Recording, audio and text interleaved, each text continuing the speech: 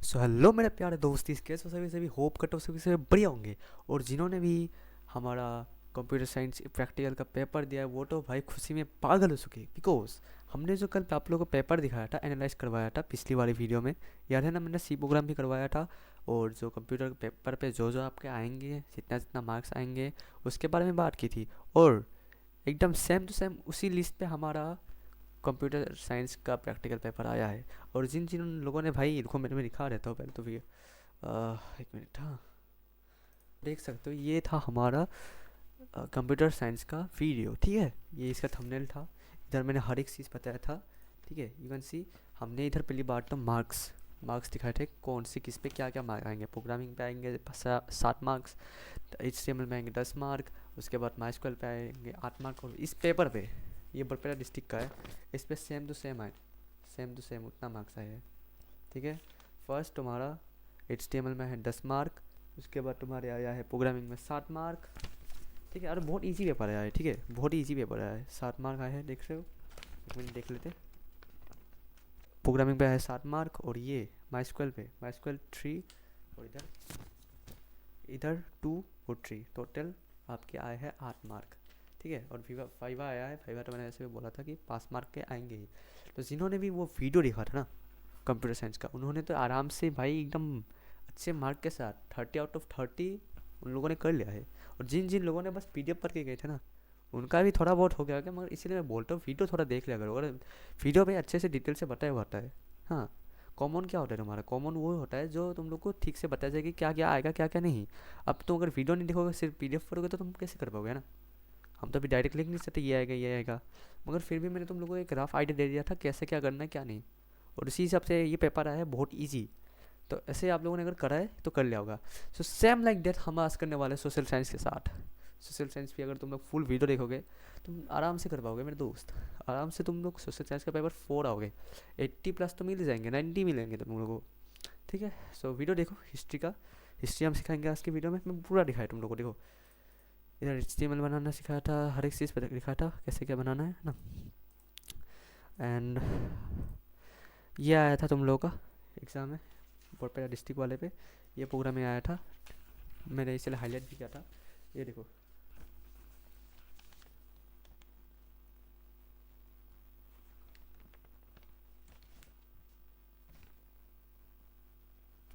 दिख रहा है 7 मार्क का ये आया था ये। सो इसीलिए बोलता हूँ वीडियो देख लिया करो। अब चलिए ज़्यादा टाइम पास नहीं करते, आज की वीडियो की तरफ चलते।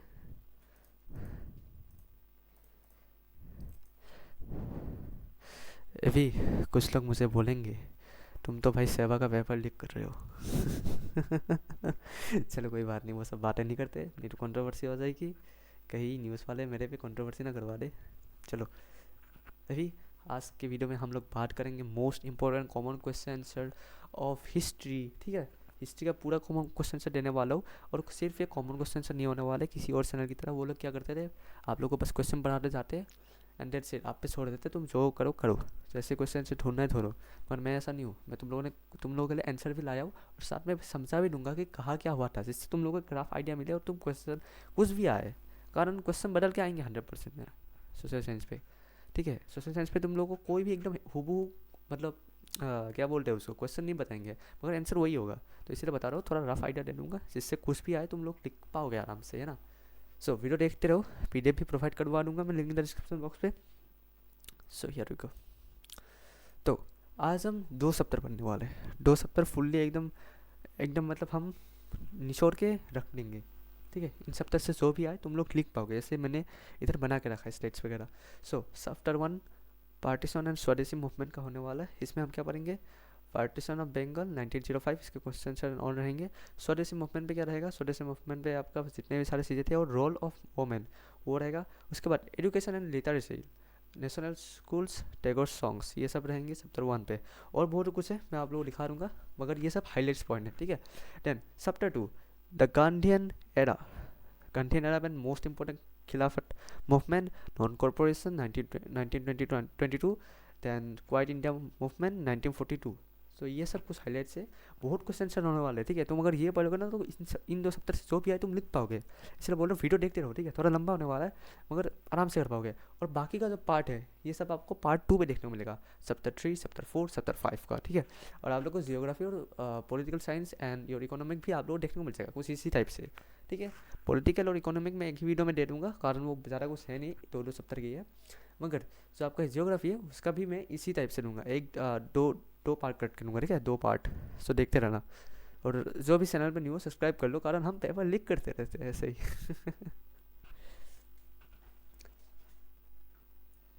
सो चलिए स्टार्ट करते हैं, है ना, ज़्यादा टाइम पास नहीं करते। सो मोस्ट इम्पोर्टेंट चैप्टर 1 का है ये डेट्स। ये डेट्स इंपॉर्टेंट डेट्स है बहुत ज़्यादा, कारण एमसीक्यू पे आप लोगों को ज़्यादातर हिस्ट्री का क्वेश्चन आएंगे। और हिस्ट्री का क्वेश्चन क्या आएंगे, डेट्स वगैरह के बारे में पूछेंगे, कब क्या हुआ था क्या नहीं हुआ था। तो इसीलिए तुम्हें क्या करना है, ये डेट्स जो है ना, डेट्स याद रखना है। अब तुम बोलोगे भाई हम डेट्स कैसे याद रखें, इतने सारे हैं ना, 10 है, उसके बाद चैप्टर 2 पे भी है, चैप्टर 3 पे भी है, चैप्टर 4 पे नहीं है, चैप्टर 5 पे भी नहीं है इतना। सो चैप्टर 1, चैप्टर 2, चैप्टर 3 ये मोस्ट इंपॉर्टेंट चैप्टर से हिस्ट्री का, ठीक है। इनमें डेट बहुत सारे हैं। तो तुम बोलोगे भाई कैसे याद रखेंगे हम इतने सारे डेट्स, तो मैं बोलता हूँ तुम्हें रट्टा नहीं मारना है, पहली बात तो तुम्हें समझ समझ के एक मूवी की तरह रखना है कि भाई इस सोन पे ये हुआ था। और एक बात बता देता हूँ, जब तक तुम्हारा मतलब जब तुम्हारा एग्ज़ाम है तब तक उस दिन तक उस डेट तक तुम्हें ये जो लिस्ट है हमेशा हमेशा तुम्हें ये पढ़ना है, आंखों से देखना नहीं है, पहली बात पढ़ना है मुंह से पढ़ना है, ठीक है। कुछ नहीं करना है, इतना टेंशन नहीं लेना है, हो जाएगा तुम्हारा। तुम्हें क्या करना है, बस एक बार इमेजिन कर लेना इस सोन में ये हुआ था, पढ़ना है। अगर लिखने का मन है तो लिख लेना, ज़्यादा टाइम कर कुछ है नहीं, है ना। और ये सब तुम्हारा बहुत इंपॉर्टेंट है, ठीक है। इनमें से इंपॉर्टेंट देखो कौन से मैं बता देता हूँ। ये इनमें से इंपॉर्टेंट आपका स्टार्ट होता है 19 जुलाई 1905 से 1911 तक, मोस्ट इंपॉर्टेंट है। बाकी मैं बोलता हूँ पूरा का पूरा पढ़ लो, है ना। सो आप लोग ये सब देख लेना, है ना। मैं हर एक वीडियो में बताता हूँ, जो भी मैं सोशल साइंस का बनाया था क्वेश्चन पेपर वाले वीडियो में बताया था कि ये बहुत इंपॉर्टेंट है, कारण इसमें आप लोग का 60% क्वेश्चन आंसर छुपा हुआ है। ओके, तो चलिए अभी मेन क्वेश्चन की तरफ चलते हैं। चैप्टर 1 पार्टीशन एंड स्वदेशी मूवमेंट से ये है चैप्टर 1 वाला। सो फर्स्ट क्वेश्चन पूछा क्या है, mention 3 geographical regions of Bengal which were annexed to the province West Bengal and Assam created after the partition of Bengal. तो हमें 3 जियोग्राफिकल लोकेशन के बारे में बताना है जो वेस्ट बंगाल मतलब पार्टीशन के बाद वेस्ट बंगाल और असम में हुआ था, ठीक है। तो उनमें से कौन सा है आपका, ढाका, चट्टग्राम, राजशाही, ठीक है। ढाका, चट्टग्राम, राजशाही ये याद रखना। 3 जगह पे हुए थे आपके पार्टीशन के बाद असम और वेस्ट बंगाल के, वो थे चट्टग्राम, ढाका और राजशाही, ये याद रखना है, ठीक है। सो मैं हाईलाइट कर देता हूँ, ढाका, राजशाही। अरे यार देखो अलग वो लेना पड़ेगा, इससे तो होगा नहीं शायद से।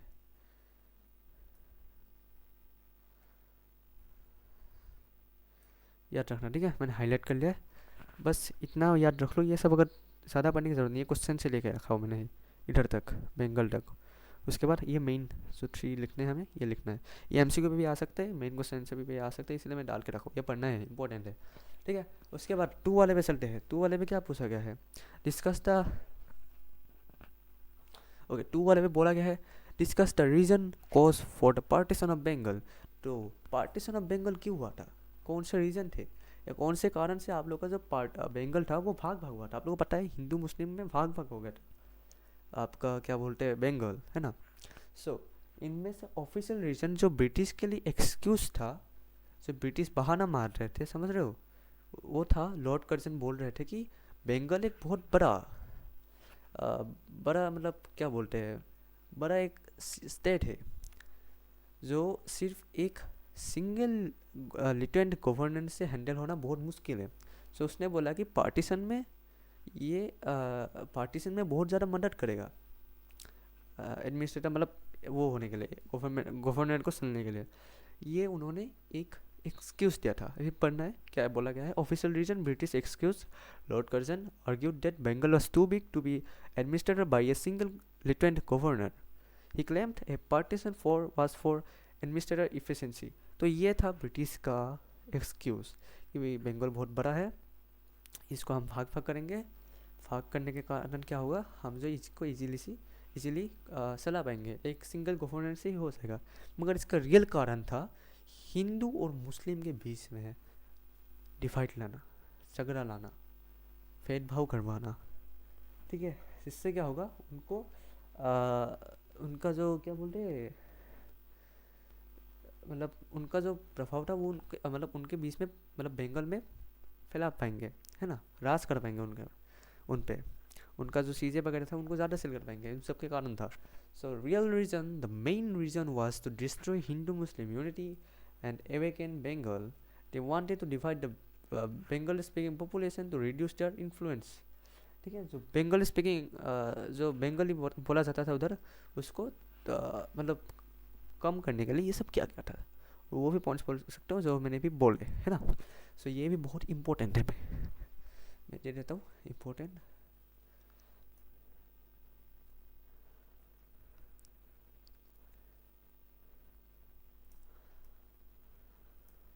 देखिए ये भी बहुत ज़्यादा इम्पोर्टेंट है।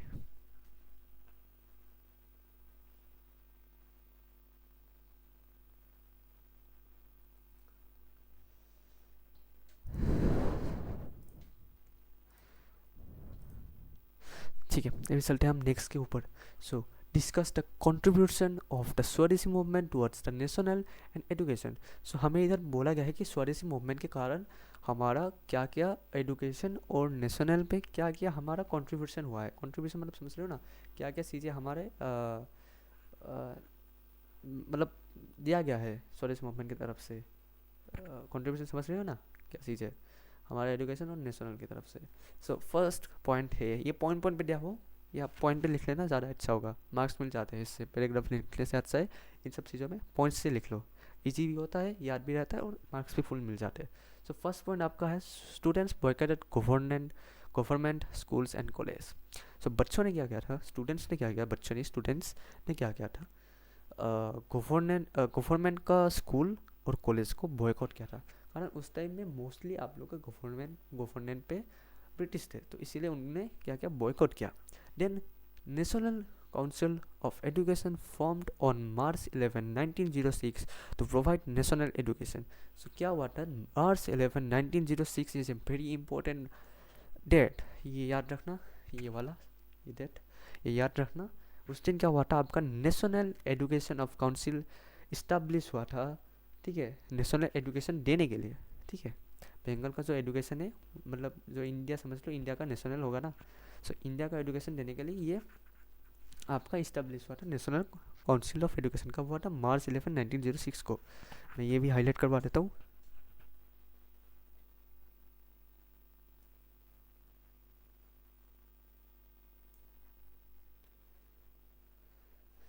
Then third point, Bengal national schools and national college established with Aurobindo Ghosh as principal। इस कहानी का main character and one of the most important, I mean main नहीं बोलूँगा, one of the most important character है अरविंदो घोष।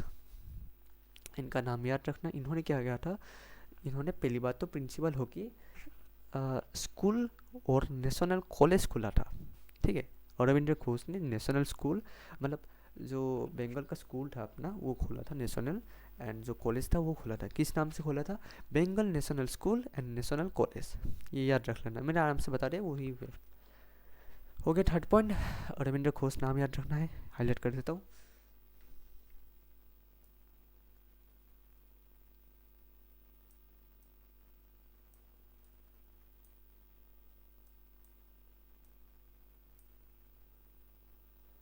ठीक है, उसके बाद fourth point, Dawn society opposed British policy and promoted national education.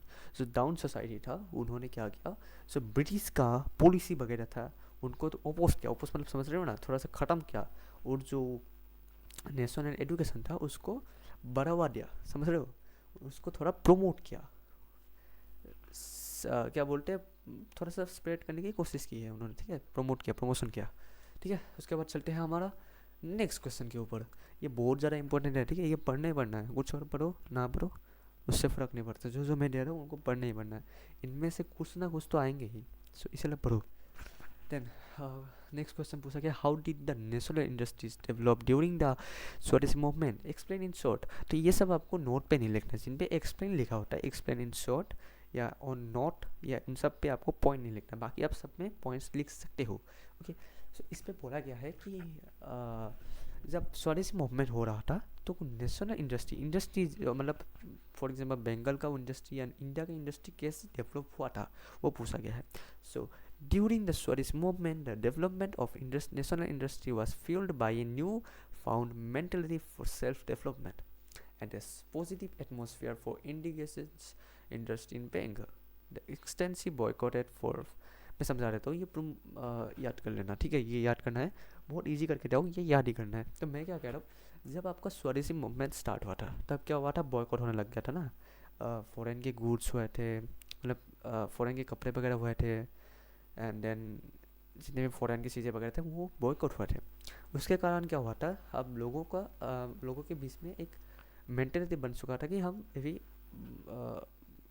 मतलब ब्रिटिश के कपड़े वगैरह नहीं पहनेंगे, है ना, उसके चीज़ें नहीं पहनेंगे, हम खुद बनाएंगे चीज़ें, खुद पहनेंगे, खुद हम घर पे बनाएंगे कपड़े वगैरह। सो उन्होंने क्या किया, खुद बनाना स्टार्ट कर दिया। अब सब तो बना नहीं सकते हैं, तो उसके लिए क्या हुआ, इंडियन इंडियन जो क्या बोलते हैं इंडस्ट्री स्टार्ट होना मतलब स्टार्ट होने शुरू हो गए, ठीक है, बनने शुरू हो गए, काम करने शुरू हो गए। उसके कारण क्या हुआ, बहुत लोगों ने उन लोगों से चीज़ें खरीदे हमारे इंडियन इंडस्ट्री से, ठीक है, तो उससे क्या हुआ, ग्रो होने लग गए। सो यही बोला गया है इस क्वेश्चन में। और जो लक्ष्मी भंडार था वो ऑर्गेनाइज था साराला देवी चौधुरानी से। ये बहुत इंपॉर्टेंट है, कारण लक्ष्मी भंडार से बहुत ही ज़्यादा हमारा जो इंडस्ट्रियल वगैरह था वो ग्रो होना स्टार्ट हो गया था। तो ये इंपॉर्टेंट है, ये याद रखना, लक्ष्मी भंडारा, ये लाइन है ना, लक्ष्मी भंडारा, ये याद रखना है आपको। ऐसे ही आपका जो बॉयकॉट के कारण आपका ये उठ गया था इंडस्ट्रियल, नेशनल इंडस्ट्रियल। और जो तुम्हारा ये सीप वगैरह से पोर्टेशन वगैरह था, बाहर देशों से इधर तक लाना, एक्सपोर्टिंग बोलते हैं ना, तो वो भी कम हो गया था। इसके कारण क्या हुआ था, आप लोगों का इंडियन प्रोडक्ट्स वगैरह बनने और नेशनल इंडस्ट्री वगैरह ग्रो होने स्टार्ट हो गया था। यही पॉइंट है, लक्ष्मी भंडार आपको याद रखना है।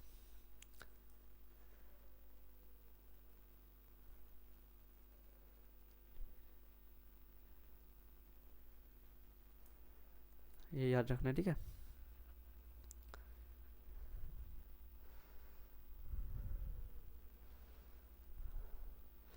देन हम चलते हैं नेक्स्ट के ऊपर। Next question, okay, so this is one of the most important question. जो दे रहा हूँ मैं फिर से बता रहा हूँ, पढ़ लेना, ठीक है। So question, how did the स्वदेशी movement affect the national education system. So swadeshi movement से नेशनल जो हमारा सॉरी एजुकेशन, नेशनल नहीं, एजुकेशन सिस्टम कैसे इफेक्ट हुआ था। तो क्या हुआ था, स्टूडेंट्स, मैंने ये पॉइंट ऑलरेडी बताया कि स्टूडेंट्स ने गवर्नमेंट स्कूल्स एंड कॉलेज को बॉयकॉट करना स्टार्ट कर दिया था। अब फटाक से तो तुम्हारा एजुकेशन बन नहीं सकते, एक न्यू कॉलेज बन नहीं सकता है नेशनल की तरफ से। सो कुछ सालों के लिए, कुछ महीनों के लिए आप लोग का एजुकेशन थोड़ा सा ठप पड़ गया था, स्टॉप हो गया था, तो ये इफेक्ट हो गया। उसके बाद सेकेंड पे पूछा गया है, the national education council of education was formed on March 11 1906। Same वही पॉइंट है, डाल दिया। अगर वो पढ़ लोगे तो ये सब भी कर लोगे, ठीक है, इसलिए बोल रहा हूँ सारे के सारे पढ़ लो, सभी सेम है, सभी का आंसर सेम है, बस अलग से पूछा जा सकता है, तो उसके लिए तुम्हें रेडी रहना है। Then Bengal National College was establish, यही सेम, और रविंद्र घोष ने इस्टेब्लिश किया था college and school board. So okay,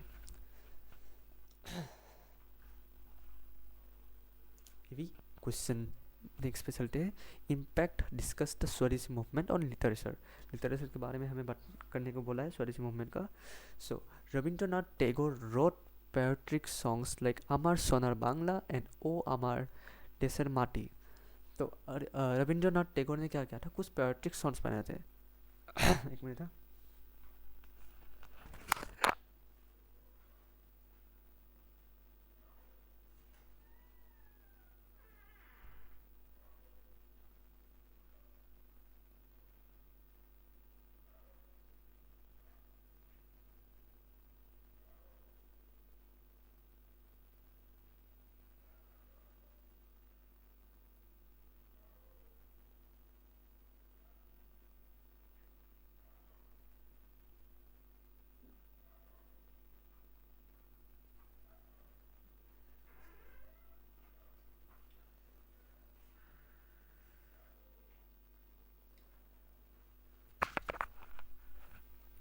okay, सो रविंद्रनाथ टैगोर ने क्या किया था, ये नाम याद रखना है, ये बहुत इंपॉर्टेंट है, बहुत ज़्यादा। ठीक है, सो रविंद्रनाथ टैगोर ने क्या किया था, कुछ पोएट्रिक सॉन्ग्स बने थे। मतलब पोएट्रिक मतलब पता है ना तुम लोग को? देश के ऊपर जो गाने बनते हैं, जैसे कि जाना गाना माना यादी, वो एक पोएट्रिक सॉन्ग से। उसके बाद ये अमर सोनार बांग्ला और ओ अमर देशेर माटी। अभी अमर सोनार बांग्ला तुम्हारा बांग्लादेश का एक थैम है।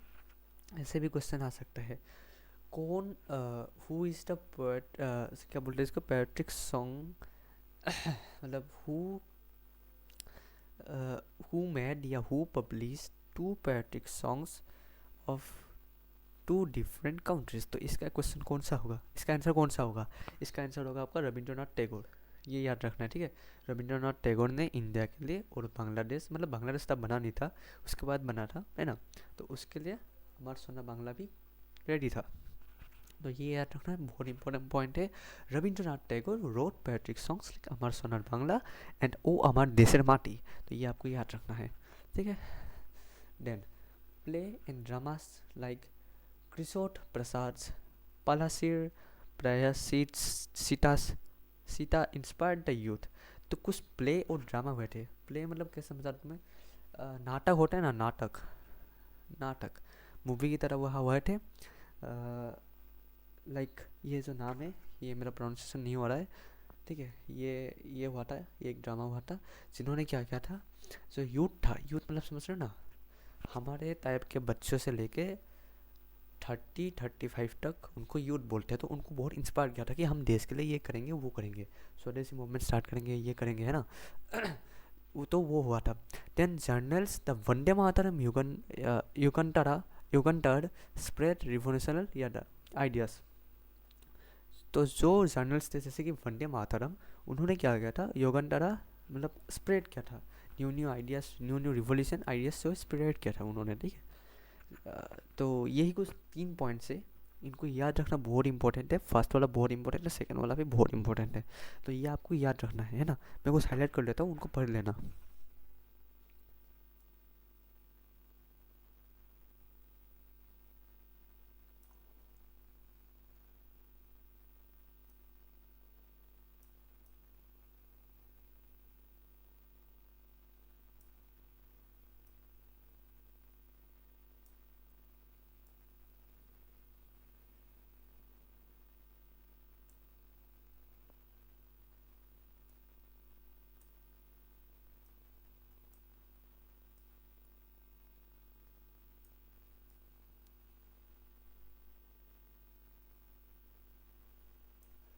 तो ये सब याद कर लेना। अभी चलते हैं हम नेक्स्ट के ऊपर।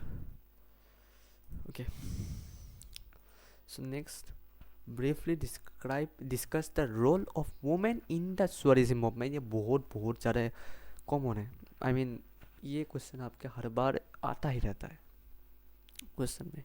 मेन जो सेक्शन बी पे होता है एमसीक्यू के बाद, ये आपका आता ही रहता है। तो ये पढ़ना तो मस्ट है, मस्ट मस्ट है, ठीक है। मैं समझा देता हूँ, बहुत इजीली लिखा है, पॉइंट्स पे लिखा है, जिससे आप लोगों को याद रहेगा, ठीक है ना।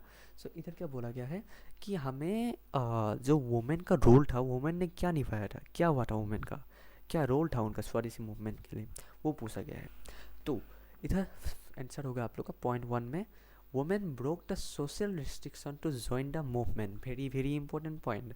सो वुमेन ने क्या किया था, जो हमारे महिला लोग थे, उन्होंने क्या किया था, जो सोशल रिस्ट्रिक्शन होते हैं, जैसे कि बाहर नहीं निकल सकते वो, वुमेन वगैरह घर पे रह के काम करते हैं, हड़ताल नहीं लगा सकते हैं, बॉयकॉट वगैरह नहीं कर सकते, वो कुछ सोशल रेस्ट्रिक्शन थे उसके टाइम पे, अभी नहीं है, ठीक है। ये भी male and female both are equal. So तब के टाइम में क्या हुआ था, उन सब चीज़ों के लिए उन्होंने उन सब चीज़ों को तोड़ के उन्होंने मूवमेंट को ज्वाइन किया था। Second point, they participated in satyagraha and picketing before shops selling foreign clothes in liquid. So उन्होंने क्या किया था, सत्याग्रह पे पार्टिसिपेट किया था, और पिकेटिंग क्या था, जो शॉप्स, शॉप्स के मतलब शॉप्स के क्या बोलते हैं उसको, इन फ्रंट ऑफ शॉप्स जो फॉरेन के कपड़े और लिक्विड मतलब समझ लो दारू वगैरह बेच रहे थे फॉरेन के, उनके सामने पिकेटिंग किया था, मतलब समझ लो बॉयकॉट किया था या उस टाइप का कुछ किया था उनके सामने। And then Sarala Devi Chaudhuri organise the Lakshmi Bhandar to promote local goods, ये पॉइंट मैंने पहले भी बताया था, इधर भी आया है, तो मैंने बोला है जैसे कि कुछ भी आ सकता है, तो तुम्हें हर एक पॉइंट याद रखना है ना। सो साराला देवी Chaudhurani organise the Lakshmi Bhandar to promote local goods. तो साराला देवी, उन्होंने एक लक्ष्मी भंडार नाम का एक चीज़ इंडस्ट्रियल खोला था, जिसने क्या किया, प्रमोट किया। सो इंडियन कपड़े वगैरह से उनको प्रमोट किया। देन महिलाओं ने क्या किया, उन्होंने पैसे एंड जो उनके ज्वेलरी वगैरह थे उनको फंड में दे दिया स्वदेश मूवमेंट के लिए, ठीक है। सो उनको they donated money and burned jewellery to the movement funds, ठीक है। तो यही क्या था आपका, बहुत इंपॉर्टेंट है, पढ़ लेना। 4 पॉइंट से 4 मार्क्स का ही आएगा, 4-5 मार्क्स का, 1 पॉइंट खुद भी दे देना, ठीक है, मगर 4 पॉइंट्स आएंगे मोस्टली, तो ये याद रख लेना है।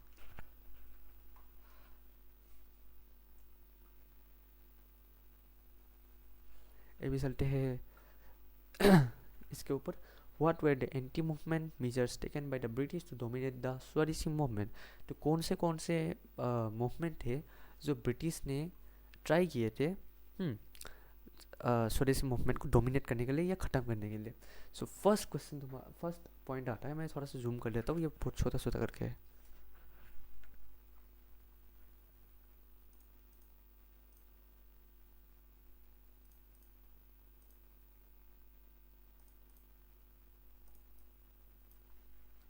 So, 1. Expected support from moderators. The British government expected support from the moderator group's leaders of the Congress regarding the partition of Bengal. तो इस पे क्या हुआ था आप लोगों का जो उन लोगों ने सपोर्ट के लिए एक्सपेक्ट किया था कांग्रेस वगैरह से, ठीक है, कि उनको सपोर्ट मिलेगा, उनको सहायता मिलेगा एंड ऑल, ठीक है। उसके बाद सेकेंड में बोला गया है offers of titles and post in order to keep this leaders loyal and obtain their support for the partition.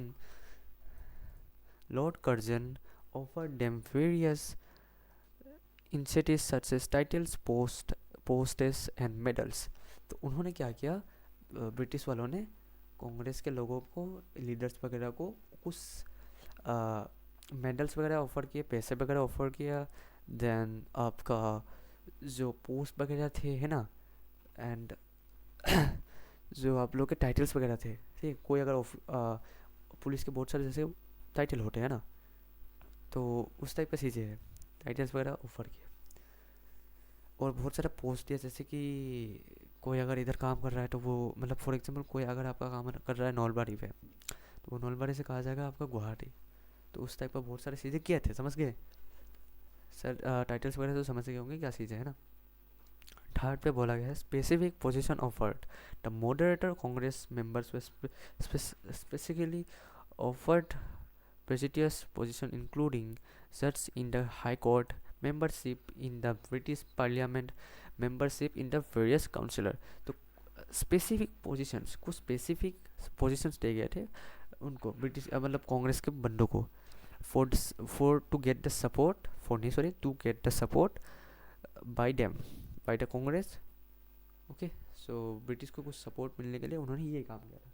अब क्या क्या था, उन्होंने कुछ स्पेसिफिक पोजीशन दिए थे कांग्रेस के बंदों को कि इनमें तुम्हें काम करना है, तुम्हें इन चीज़ों में जॉब मिल गया है, जैसे कि जज बने थे कुछ हाई कोर्ट पे, जिससे वो लोग साला के करके जीत पाए स्वदेशी मूवमेंट को। उसके बाद ब्रिटिश पार्लियामेंट में मिला था और वाइसर्स काउंसिल पे मिला था, ठीक है। All right all right all right.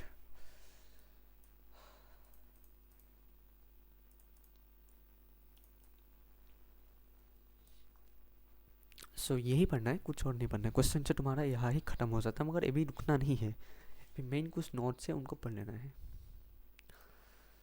So Rabindranath, so Kavi Guru Rabindranath Tagore, the soul of Swadeshi, ये नोट आपको बहुत याद रखना है, ये याद ही रखना है, ठीक है, ये याद रखना है। और ये जो पिक्चर है, कारण आजकल पिक्चर आते हैं, ठीक है, लास्ट ईयर से एक न्यू पैटर्न आप लोग का आया है सोशल साइंस का एमसीक्यू, और आपका 45 मार्क्स का जो क्या बोलते हैं उनको 40 मार्क्स, सॉरी बाकी का जो मेन क्वेश्चन होता है उन पे भी आप लोग का ये पिक्चर वगैरह चीज़ें देखने को मिला है। इवन प्री बोर्ड्स के क्वेश्चन आंसर पे भी देखने को मिला है, मैंने ये सब चीज़ें पता है आप लोगों को, आप लोग जाके एक बार क्वेश्चन पेपर वाला वीडियो भी देख लेना सोशल साइंस का, है ना। सो ये रहा आप लोग का रविंद्रनाथ टैगोर जी, ठीक है, ये एक पिक्चर याद रखना है।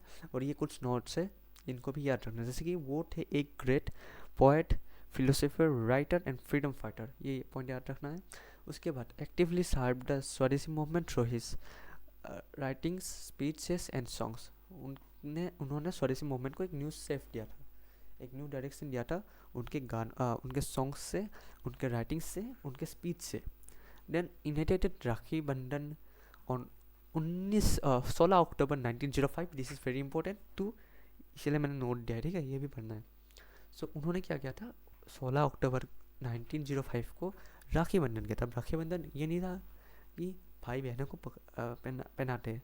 उस दिन क्या हुआ था, आप लोगों का हिंदू मुस्लिम के बीच में यूनाइटी दिखाने के लिए राखी बंधन का राखी बंधवाया गया था, है ना, पार्टीशन के दिन। देन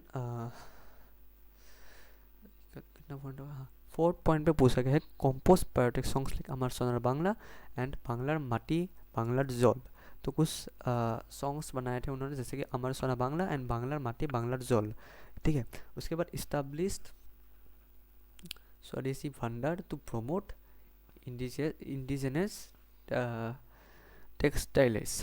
तो उन्होंने स्वदेशी भंडार भी प्रमोट किया था, ठीक है। और नोबेल प्राइज़ मिला था उनको लिटरेसी में 1913 को। ये भी बहुत इंपॉर्टेंट डेट गीतांजलि के लिए, ठीक है।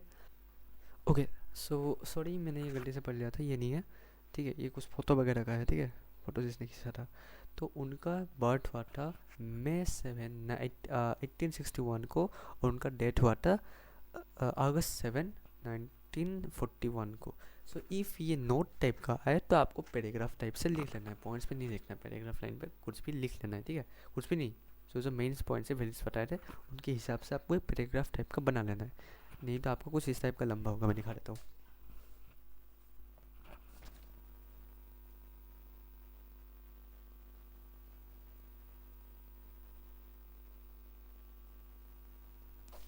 सो कुछ इस टाइप का लंबा होगा ये।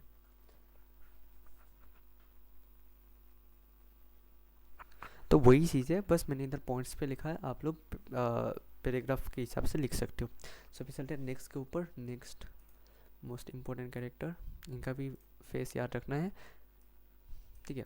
सो मार्गरेट एलिजाबेथ नोबेल, या इनको नाम से, इस नाम से पहचानते हैं लोग, फागिनी निवेरेटा, इस नाम से भी ये प्रचलित है, ठीक है।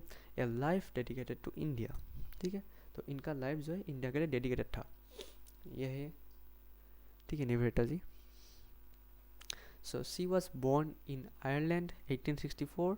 She became a devoted disciple of Swami Vivekananda, ठीक है। Then dedicated to her life to the service of India, particularly in women's education, social work.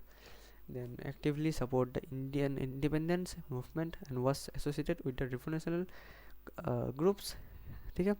So encouraged youth to indigenous culture and industry during the Swadeshi movement. Authored the books Master as I Saw Him and Kali the Mother. तो उन्होंने कुछ किताब भी रखे थे, जैसे कि master as I saw him and Kali the mother, ये आ सकता है एमसीक्यू पे इसलिए बोल दिया। एंड उनका डेथ हुआ था दार्जिलिंग पे 1911 पे, ठीक है। Living A legacy of selfless service, तो उन्होंने इंडिया के लिए बहुत कुछ किया था, सर्विस वगैरह प्रोवाइड, सर्विस मतलब समझ रहे हो ना, इंडिया के लिए, मतलब जो इंडिपेंडेंस लेने के लिए बहुत कुछ किया था, समझ गए। सो ये कुछ पॉइंट है आप लोगों को याद रखना है, अगर तुम लोग पैराग्राफ पे लिखना चाहते हो तो कुछ इस टाइप का होगा।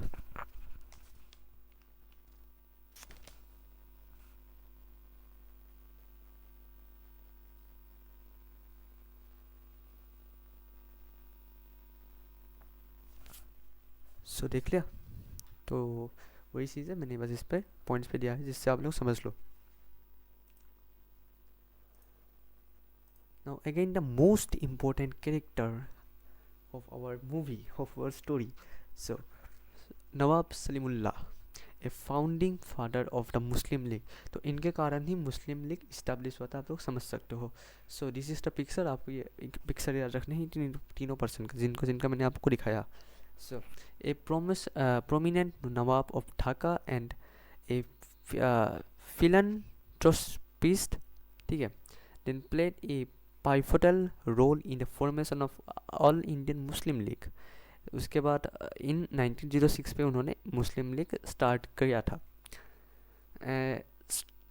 A stolen supporter of the partition of Bengal 1905, seeing it as a beneficial for Muslim political and economical interest, hosted, उन्होंने होस्ट किया था मीटिंग वगैरह मुस्लिम लीग का ढाका पे, and instrumental in articulating a distinct political identity for Muslim in British India, a pattern of education and social welfare in Bengal.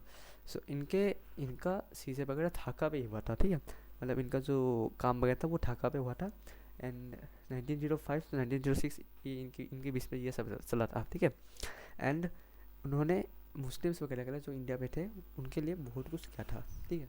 Muslim league founder बोलते हैं इनको, father बोलते हैं, ठीक है.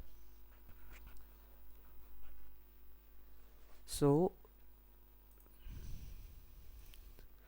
ओके, सो यहाँ से चैप्टर 2 है. तो अभी तक हमने जो जो पढ़ा यहाँ तक नोट तक, ये वेरी वेरी इंपॉर्टेंट है. क्वेश्चन आंसर भी मैंने बता दिया, समझा भी दिया, नोट टाइप से है. मैं मतलब नोट एंड पॉइंट्स वगैरह भी आप लोगों को दिखा दिया है ना. सो ये सब पढ़ना है, मोस्ट इंपॉर्टेंट. चैप्टर 1 से इतना मतलब कुछ ज़्यादा पढ़ना नहीं है, बस ये सब पढ़ना है. जो डेट था वो बहुत इंपॉर्टेंट है, उसको याद रखना है, ठीक है. सो मेन क्वेश्चन से मैंने दिखा दिया, जो रिपीट होते रहते हैं, जो कॉमन है, जिसके आने के चांसेस पहुँच जाते हैं, तो इनको पढ़ना मस्त है. अभी हम लोग चलते हैं चैप्टर 2 की तरफ. क्वेश्चन आंसर से लेके हर एक चीज़ आप लोगों को दे के रखा है, आप लोग बस जाना उन सब चीज़ों को पढ़ना, ठीक है. और अभी हम लोग स्टार्ट करते हैं चैप्टर 2 ऑफ हिस्ट्री. ये थोड़ा सा लंबा पार्ट है, ठीक है. इसका जो डेट वगैरह भी है बहुत सारे है, ठीक है, अप टू 20 है. तो तुम लोग सोच लो, ये बहुत बड़ा चैप्टर है, क्वेश्चन भी बहुत है, और इससे बहुत ज़्यादा MCQ वगैरह पूछे जाते हैं, MCQ वगैरह आते हैं इससे, ठीक है. पूछे नहीं जाते, आते हैं, हमें मार्क करना पड़ता है MCQ पे, ठीक है. एंड मैं भी धीरे से बात करो, बिकॉज अभी टाइम हो रहा है 3:34, सारे बजने वाले हैं. और जब तक ये वीडियो हो जाएगा सारे बस जाएंगे आराम से, 4:15 तक आसपास हो जाएगा, कारण ये बहुत ज़्यादा बड़ा चैप्टर है. सो ये कुछ इंपॉर्टेंट डेट्स वगैरह है, इनको याद रखना बहुत ही ज़्यादा ज़रूरी है. और जिन जिन चीज़ों में मैंने दाग किया है, इधर मैंने टिक ही करके रखा है, तो उनको तो पढ़ना ही पढ़ना है. अगर बाकी चीज़ें पढ़ना ना हो, मगर बाकी चीज़ें भी पढ़ना इंपॉर्टेंट है, ठीक है. तो संबरम movement, Kheda peasant movement, peasant movement, Rowlatt Act movement, Jallianwala Bagh incident, ये सब पढ़ना ही पढ़ना है, ठीक है. खिलाफत मूवमेंट एंड ऑल, इनका डेट याद रखना बहुत इंपॉर्टेंट है. MCQ 101% इन सब चीज़ों से आएंगे, ठीक है. सो ये आपका 18 तक याद रखना है. एंड देन ये देख सकते हो बहुत ज़्यादा है, 30 तक, अप टू 30 तक है.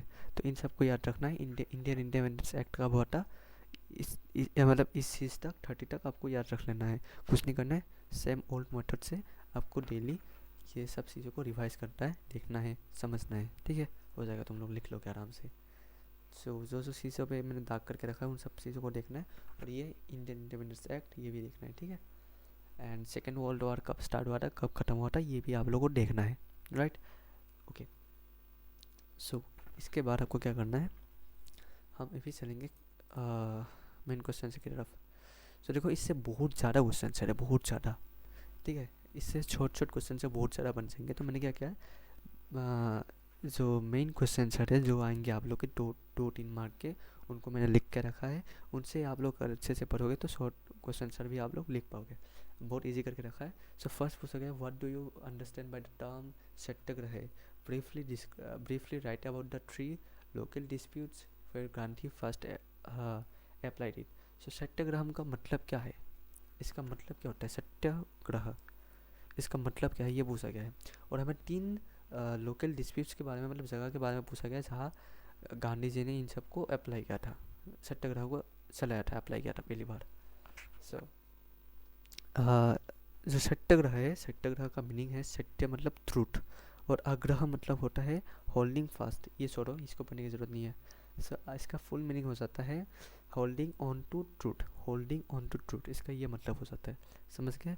Then Gandhi explain it was not mere passive residence but intense political activity by a large masses of paper में बता रहा हूँ। सत्याग्रह मतलब होता है जो जिस चीज़ से आप लोग का वायलेंस वगैरह ना हो, बिना वायलेंस के सत्य लोगों को जिसका राइट है उसको जस्टिस मिले, तो वही चीज़ को सत्याग्रह बोलते हैं। 10 थ्री डिस्प्यूट्स का नाम है, ये बहुत इंपॉर्टेंट है। ये 3, ये आपका 1917 to 18 तक हुआ था, बहुत इंपॉर्टेंट है। फर्स्ट ये हुआ था आपका चंपारण। चंपारण कहाँ है? नॉर्थ बिहार पे है। ये किसके लिए हुआ था? ही टूक द आप the cause of peasants against landlords. तो ये आपका मतलब महात्मा गांधी आपका चंपारण गए थे, नॉर्थ बिहार पे जो है उस पे गए थे, चंपारण जगह पे। और उस तरह जाके जो पीजेंट्स थे जो टैक्स वगैरह भर नहीं पा रहे थे लैंडलॉर्ड्स के कारण, मतलब लैंड्स के कारण जिनका टैक्स तब हाई हो गया था रेवेन्यू, सो उसके कारण वहाँ गए थे। देन खेड़ा गुजरात पे पड़ता है ये चीज़। तो ये आप लोग का सेम जो like he took the cause of the farmers against the collection of land revenue when crops fail, जो खेती बाड़ी करते हैं उनके लिए वो गए थे उधर। ठीक है, ये कहाँ गए थे? खेड़ा गुजरात पे गए थे। थर्ड अहमदाबाद। अब अहमदाबाद के लिए क्यों गए थे? जो मिल वर्कर्स थे, मिल वर्कर्स वर्कर्स मतलब थोड़ा सा उधर टाइप के, मतलब जो मिल ओनर्स थे, जो मिल के मालिक थे, वो लोग मिल वर्कर को थोड़ा सा अत्याचार कर रहे थे, उसके कारण महात्मा गांधी उधर गए थे सत्याग्रह के लिए। ओके, समझ गए? तो ये मेन है, बहुत ज़्यादा कुछ भी आ सकते हैं इसमें से, तो ये पढ़ लेना, बहुत इंपॉर्टेंट है। मैं एक बार वो कर लेता हूँ, लिख लेता हूँ ग्रीन।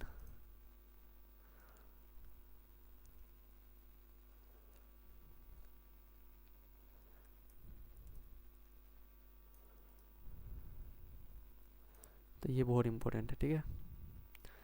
सो एक बार मैं ये दाग भी दे देता हूँ। ट्रूथ मतलब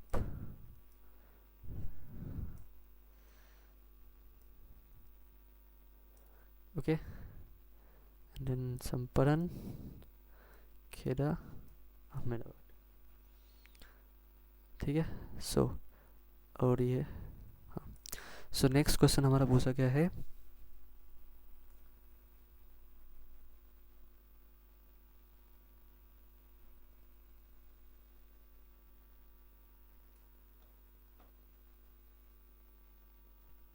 ओके, सो नेक्स्ट क्वेश्चन हमारा पूछा गया, why was the Khilafat movement started in India. So Khilafat movement जो था वो इंडिया पे स्टार्ट क्यों हुआ था? ये मुस्लिम चीज़ों का मतलब मुस्लिम लोगों का ये सब टर्की का चीज़ था, जो इंडिया में भी हमें इफेक्ट देखने को मिलेगा। तो क्या लिखा हुआ है? Defect defeat of Turkey in world war 1, Turkey was defeated bye the British. ठीक है, सो वर्ल्ड war 1 में टर्की जो है ब्रिटिश लोगों से हार गए थे। उसके बाद क्या हुआ? Insult to Khalifa, the sultan of Turkey was the Khalifa religious head of all Muslims. The British took away his powers. So insult हुआ था खलीफा तक। क्या हुआ था? जब ब्रिटिश लोगों ने टर्कियों को हराया था, तो उनका जो सुल्तान था उनको बहुत बुरी तरीके से इज्जत मतलब क्या बोलते हैं उसको, बेइज्जत किया गया था। ठीक है, उसकी जो पावर थी उनको छीन लिया गया था। और जो उसको मतलब उनको उनके लिए खलीफा मतलब जो मुस्लिम थे, मतलब तुर्की के लोगों के लिए वो थे रिलीजियस ऑफ हीट, मतलब हेड, मतलब धर्म जो धर्म का कुछ था, मतलब समझ लो उनको बहुत पूजा पाठ करते थे, उस टाइप का चीज़ था वो। ठीक है, सो इसके कारण हुआ था। और रिएक्शन क्या हुआ? हिंदू मुस्लिम भी बहुत गुस्सा हो गए थे तब के टाइम पे, और उन्होंने खिलाफत मूवमेंट स्टार्ट किया था। किसके अंडर? अली ब्रदर्स के अंदर। ठीक है, तो ये पॉइंट आप लोगों को, ये 3 पॉइंट याद रखना। हो सके तो थोड़ा बड़ा करके लिखना, मैंने बस छोटा करके आप लोग को समझाने के लिए ऐसे लिखा है। ठीक है,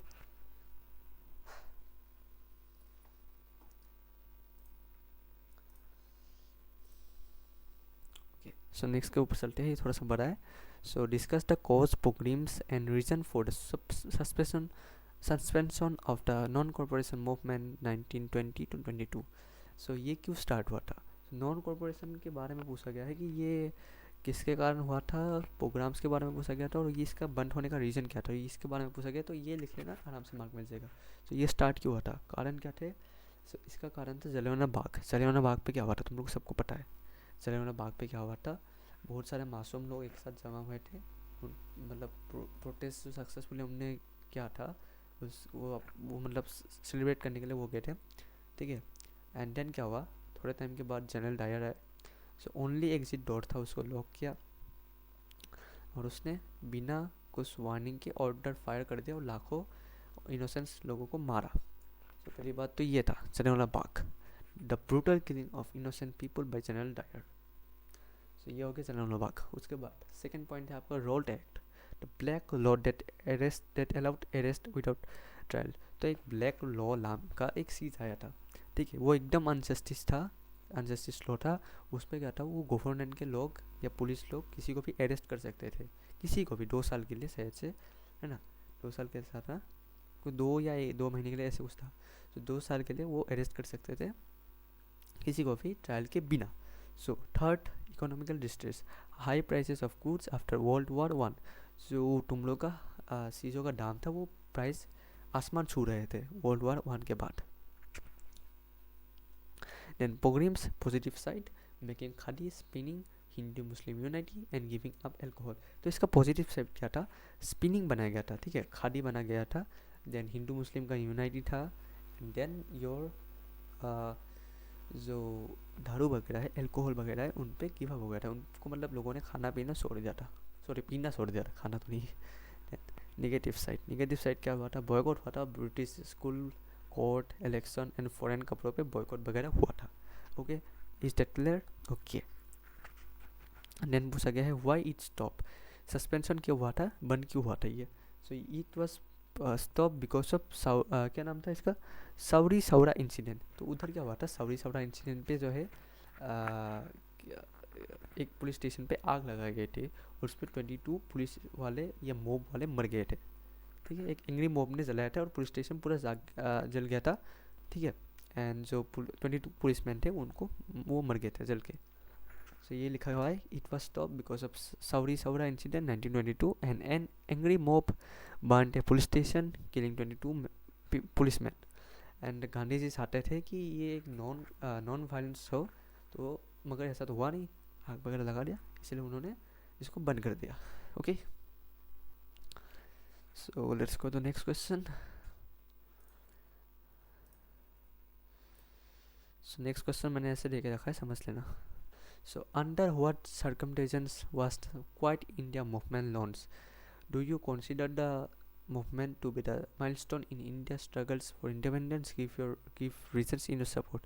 so किन कारणों के कारण क्वाइट इंडिया मूवमेंट लॉन्च हुआ था, क्या आप do you consider the movement to be a milestone in India struggles for independence, क्या तुम ये मानते हो कि ये एक माइलस्टोन था इंडिया को इंडिपेंडेंस दिलवाने के लिए, तुम्हारे रीजन को सपोर्ट, मतलब तुम्हारे ये आंसर देने को बोला है। सो बहुत ईजी है। सो देखो अभी ये लॉन्च क्यों हुआ था, ये लॉन्च हुआ था because of fail of Cripps mission, British refuse to give fully independence, मतलब नॉन क्या नाम था इसका, क्वाइट इंडिया मूवमेंट क्यों स्टार्ट हुआ था, क्वाइट इंडिया मूवमेंट ब्रिटिश के लिए स्टार्ट हुआ था, क्यों स्टार्ट हुआ था, कारण ब्रिटिश वाले हमें पूरी आज़ादी नहीं दे रहे थे और हम इतने सालों के बाद भी आज़ाद नहीं हुए थे, बहुत सालों के लिए उन्होंने हमें बंदी बना के रखा था। आप इंडियन वालों को जाग चुके हैं कि नहीं इस बार मरेंगे या मारेंगे, तो उन्होंने क्या बोला कि ये इसलिए ये मूवमेंट उन्होंने स्टार्ट किया। तो रीजन से वो ब्रिटिश वाले हमें पूरी आज़ादी नहीं दे रहे थे, उसके बाद डर था कि जापान इंडिया की तरफ अटैक करेगा और ब्रिटिश वाले उन मतलब इंडिया को बचा नहीं पाएंगे, ये एक कारण था। During world war 2 so Japan was attacking towards India, during world war 2 Gandhi ji felt British could not protect India any more. So terror in Bengal, so Bengal के लोग जो है बहुत बुरी तरीके से क्या बोलते हैं बिहेव नहीं, उनको बहुत बुरी तरीके से मतलब मार रहे थे ब्रिटिश के लोग, एंड इज्जत वगैरह नहीं कर रहे थे, है ना, बहुत ही बकवास टाइप से उनको मतलब ट्रीट किया जा रहा था कुत्तों की तरह। तो इसीलिए ईस्ट बंगाल में हुआ था, बंगाल नहीं ईस्ट बंगाल में हुआ था। तो इन सब कारणों के कारण ये चीज़ लॉन्च हुआ था क्वाइट इंडिया मूवमेंट, और ठीक है। सो ये माइलस्टोन क्यों हुआ था, ये क्यों मतलब हमारे आज़ादी देने के लिए हुआ था, किन किन कारणों के कारण ये हुआ था, ये बहुत इंपॉर्टेंट है, मैंने इंपॉर्टेंस लिख के भी रखा है। So it was final do और डाई बैटल फॉर फ्रीडम। तो ये फाइनल डू और मरो या मर जाओ या तो मारो, फाइनल था ये। और ये किसने बोला था, डू और दा, ये गांधी जी ने बोला था। Then second point, it show that Indian nationalism had reach its peak. So India के लिए हमारा नेशनलिज्म है, नेशनलिज्म मतलब समझ रहे हो ना, जो इंडिया के लिए हमारा प्रेम है, जो हमारे देश के लिए जो चीज़ है, वो अपने पीक तक मतलब ऊंचाई तक पहुंच गए थे। सब लोग मतलब एक साथ हो गए थे कि नहीं, इस बार हम करके दिखाएंगे, इस बार हम ये जो ब्रिटिश वाले हैं इनको भगाएंगे। तो ये एकदम पीक पे पहुंच गया था, है ना। And then after this movement, the British realized that they could not rule India anymore. Independence become inevitable. क्या है, inevitable. So उसके बाद ब्रिटिश वालों को एहसास हुआ कि हम अभी इंडिया को रूल नहीं कर सकते, तो उन्होंने इंडिया को छोड़ दिया और जो इंडिपेंडेंस था वो श्योर हो गया था कि ये होगा ही होगा। ऑलराइट, सो ये कुछ पॉइंट्स थे, इतना ही लिख के आओगे तो हो जाएगा, right. And one more important, so इसका क्वेश्चन जो है कट हो चुका है, मैं बता देता हूँ। इसका क्वेश्चन है what were the main what was the main aim of the civil disobedience movement was that India should be granted domain status. What were the main features of the movement? ये इसका मतलब क्या बोलते हैं question था, ठीक है, समझ गए होंगे। आंसर आ गया गलती से। सो आंसर पे आप लोगों को बस क्वेश्चन से लिख लेना है, उसके बाद मेन पॉइंट्स लिखना है। Gandhi ji protest against the salt law by making salt himself, throwing up a challenge to the British government. The movement spread and salts were silenced in other parts of the country. So Gandhi ji ने क्या किया, protest किया salt law के ऊपर। Salt का price बहुत high हो गया था ना वर्ल्ड वार 2 के टाइम पे, ना सॉरी वर्ल्ड वार 1 के टाइम पे शायद से ना। सो तब क्या हुआ था, हमारा सॉल्ट का प्राइस बहुत हाई हो गया था। तो गांधी जी ने क्या बोला कि नहीं, हम खुद सॉल्ट बनाएंगे। और गांधी जी ने अपना आश्रम से बीच तक पैदल चले, उसके बाद पानी में नमक बनाया, और जो ब्रिटिश थे उनके मुंह पे छाता मार के बोला कि नहीं, हम कर सकते हैं, है ना। And then Gandhi and thousands of freedom lovers including men, women and children were arrested. Gandhi और बहुत सारे आज़ाद प्रेमी मतलब जो आज़ादी के लिए लड़ रहे थे उनको अरेस्ट करा गया था, इंक्लूडिंग मर्दों को और उसके बाद महिलाओं को एंड बच्चों को भी इवन। तो ये लिखना। देन इसकी जगह, ये थर्ड वाले की जगह आप लोग लिख सकते हो, people stop paying taxes and boycott foreign goods. So लोगों ने टैक्सेस पे करना बंद कर दिया और जो फॉरेन के चीज़ें हैं उनको बॉयकॉट करना स्टार्ट कर दिया। Then 4, the freedom of the press was curtailed. Sorry, ये नहीं पढ़ना है, इसकी जगह आप ये लिख सकते हो, ये चाहिए। The British government banned newspaper and nationalist book to hide truth. तो ब्रिटिश वालों ने क्या किया, न्यूज़पेपर को बंद कर दिया और जो नेशनलिस्ट बुक थे उनको भी बैन किया, टू हाइड द ट्रूथ। जो सच्चाई थी उनको लाइक हाइड करवाने के लिए इन्होंने इन सब चीज़ों पे बैन करा। कारण अगर कोई पब्लिश कर देगा तो सबको पता चल जाएगा, और जो ठंडा था तुम्हारा ब्रिटिश का कि इंडिया में राज करना है वो चूरमार हो जाता है, इसीलिए। देन 5th वाला point, the civil disobedience movement demonstrated the awaking of political consequence among the Indian masses. तो ये आपका 5th पॉइंट है। ओके,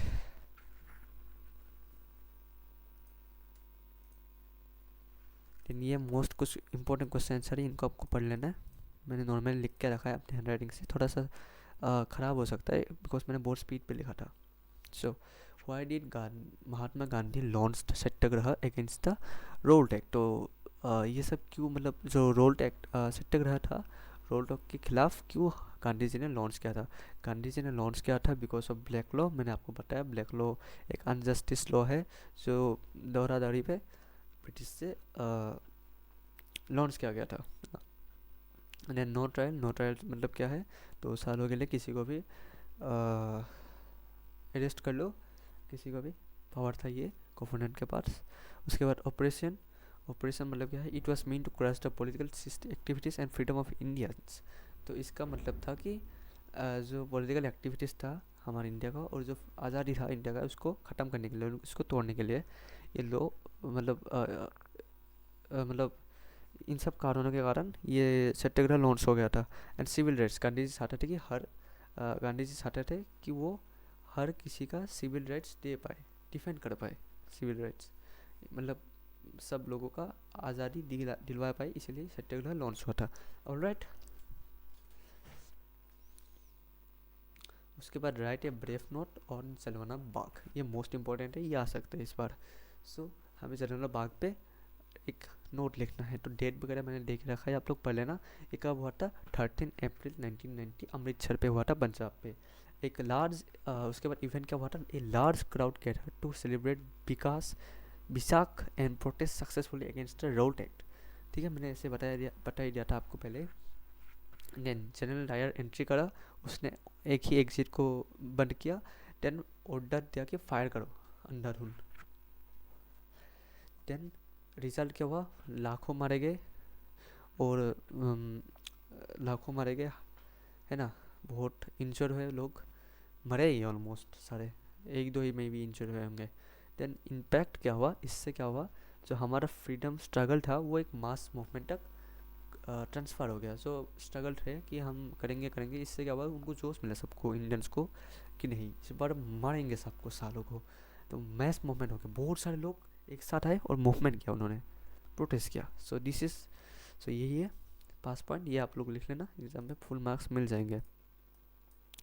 देन देन क्या पूछा गया है? Explain the idea of Satyagraha according to Gandhi ji, was it open of weak. तो हमें सत्याग्रह का आइडिया बोल, मतलब क्या, किस आइडिया से गांधी जी ने सत्याग्रह लॉन्च किया था, और क्या ये कमज़ोर लोगों का एक क्या बोलते हैं, वेपन क्या बोलते हैं, समझ गए ना, वेपन था। So no, satyagraha was not the weapon of weak, it was the weapon of the strong. ताकत के लिए ये एक वेपन था। So truth, it stress the power of truth, if your cause is true you don't need physical force. तो truth ये था इसका कि अगर तुम्हारे पास सच्चाई की ताकत है तो तुम्हें कुछ अपनी फिजिकल फोर्स, या मतलब फिजिकल फोर्स मतलब तुम अगर एक मार दे, पंच किए, लाठ मारी, उन सबको फिजिकल फोर्स बोलते थे। तो तुम्हारे पास अगर सच्चाई की ताकत है, तुम्हें मारपीट करने की ज़रूरत नहीं है, ठीक है, तुम सच्चाई से तुम जीत सकते हो। बिकॉज गांधी जी इस चीज़ पे विश्वास करते थे कि non violence is the main, क्या बोलते हैं, कुछ एक डायलेक्ट था ना, एक स्लॉन्ग था, तो गांधी जी नॉन वायलेंस पे विश्वास करते थे। Then conscience, instead of hitting the enemy a satyagraha appeals to the conscience of the oppressor. So मारने से अच्छा है कि हम लोग एक साथ अच्छे से मिलके बात करें, ये आइडिया था महात्मा गांधी जी का।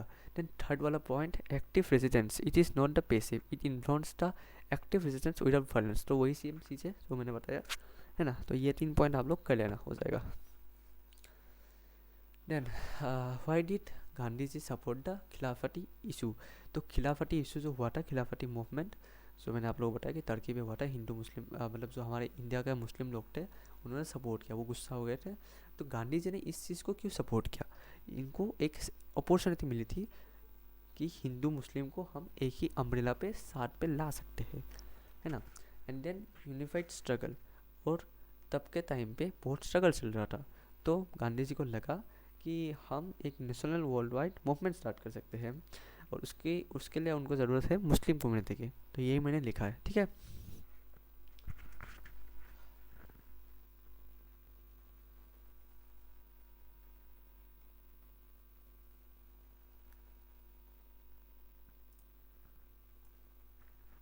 एंड ये कुछ क्वेश्चन आंसर है, जैसे कि शॉर्ट क्वेश्चन आंसर है, ये आप लोगों का एमसीक्यू पे आएगा, मगर जानना ज़रूरी है। When did Gandhi ji return from South Africa, वो आए थे 1915 को। उसके बाद जलियांवाला बाग कब हुआ था? मैंने ऑलरेडी बता दिया कि 13 अप्रैल 1990 को हुआ था। किसने डू और डाई का स्लोगन दिया था? महात्मा गांधी जी, मैंने पहले बताया।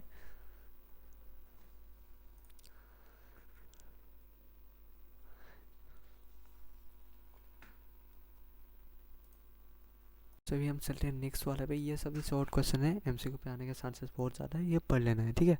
सो इस पे पूछा गया है, what was the main demand of civil disobedience movement. So main reason क्या था, मेन डिमांड क्या था इसका? सो ये था आप लोगों का जो सॉल्ट टैक्स हाई हुआ था ना, उसको हटाने के लिए. सो एबोलिशंस of salt tax.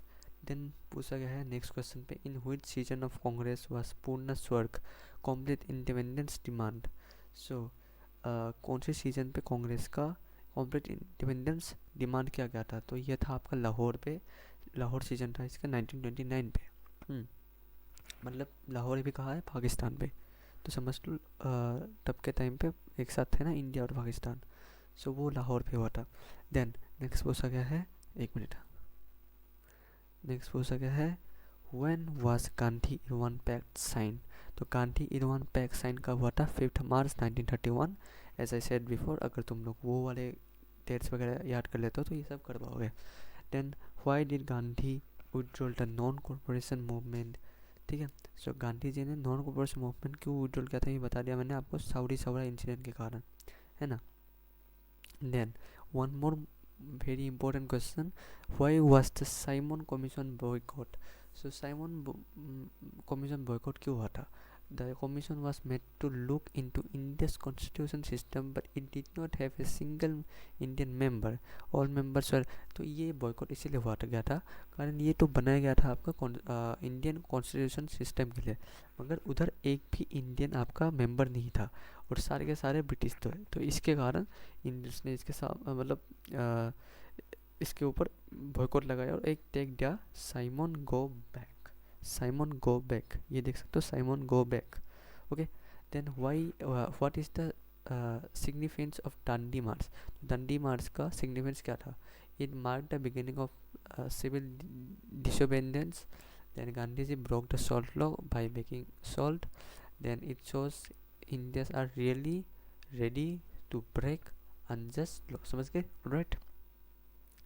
Then page number 20 page, next page पे आते हैं. नेक्स्ट पेज पे पूछा गया है क्वाइट इंडिया मूवमेंट के बारे में नोट है, ये पढ़ लेना है आपको, है ना. ये पढ़ लोगे तो कुछ भी आ जाए, क्वाइट इंडिया मूवमेंट के बारे में लिख पाओगे. तो ये लॉन्च हुआ था आपका 8 अगस्त 1942 में ड्यूरिंग वर्ल्ड वॉर 2 के टाइम पे हुआ था ये. देन इसका गोल था ब्रिटिश का रूल इंडिया से ख़त्म करना. सो गोल was immediate end of British rule in India. Slogan क्या था? गांधी जी ने मैंने से बोला तू और दाही करना है, मंत्र दिया था. We should either free India or die in the attempt. Okay. Then impact क्या था?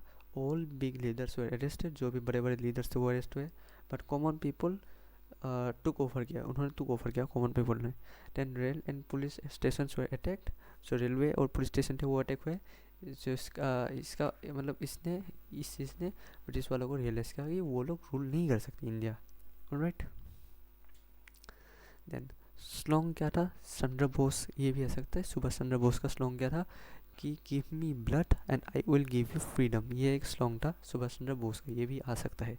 ठीक है. एंड ये आपको आंसर में लिखना है, give me blood and I will give you freedom.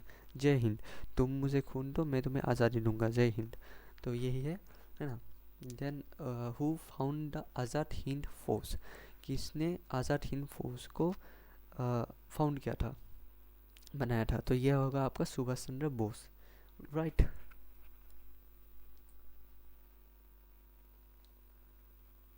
So again ये दांडी मार्च के ऊपर है. अगर तुम ये भी पढ़ लेते हो ना तो वो पूरा पिछले वाले आंसर को कर पाओगे. सो ये कब स्टार्ट हुआ था? वही 12 मार्च 1930 पे. कहाँ से हुआ था? साबरमती आश्रम एंड टू डंडी. इसको आपको याद रखना, साबरमती आश्रम टू डंडी. ठीक है. शॉर्ट क्वेश्चन आ सकते हैं इसलिए बता रहा हूँ.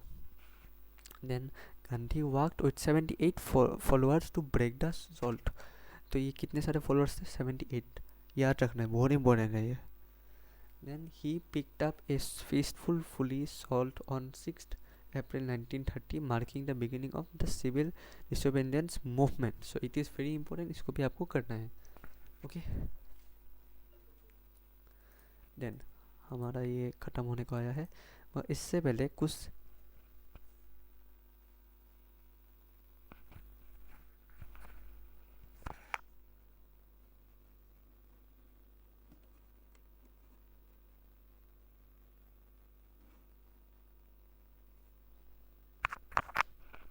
मगर इससे पहले आप लोग को कुछ इम्पोर्टेंट कैरेक्टर्स हमारे इस चैप्टर की याद रखना पड़ेगा। फर्स्ट फर्स्ट महात्मा गांधी आप लोग याद रख लोगे, ठीक है। महात्मा गांधी जी, महात्मा गांधी जी, ओके। महात्मा गांधी जी, मैं ये रेड कलर से ले लेता हूँ। महात्मा गांधी जी मेन कैरेक्टर, महात्मा गांधी जी, ठीक है। उसके बाद सुभाष चंद्र बोस, सुभाष चंद्र बोस को याद करना है, ये इनका फोटो है, ठीक है। सब संडे ही हो आप लोग। सुभाष चंद्र बोस। देन जहरवाल लाल नेहरू, तो इनको भी याद रखना है ना।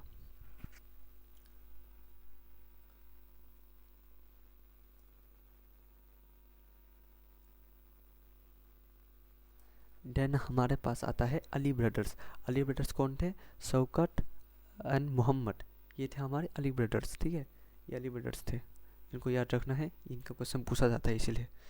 इस बार क्या हो सकता है, इनका फोटो वगैरह भी आ सकता है, तो इसलिए जाओ। और लास्ट पे आता है हमारा सरोजिनी नायडू, इनको भी आपको याद रख लेना है।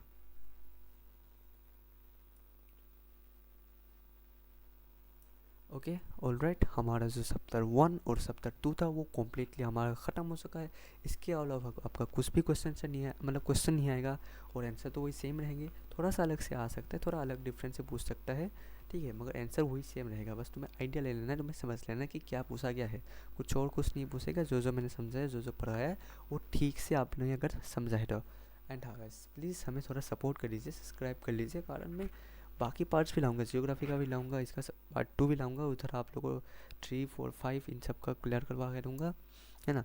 और इसका पीडीएफ जो मैं डिस्क्रिप्शन बॉक्स पे दे दूंगा, तो जाके एवी के एवी सब्सक्राइब करो, लाइक करो वीडियो को, और कमेंट करो अगर कुछ भी डाउट है।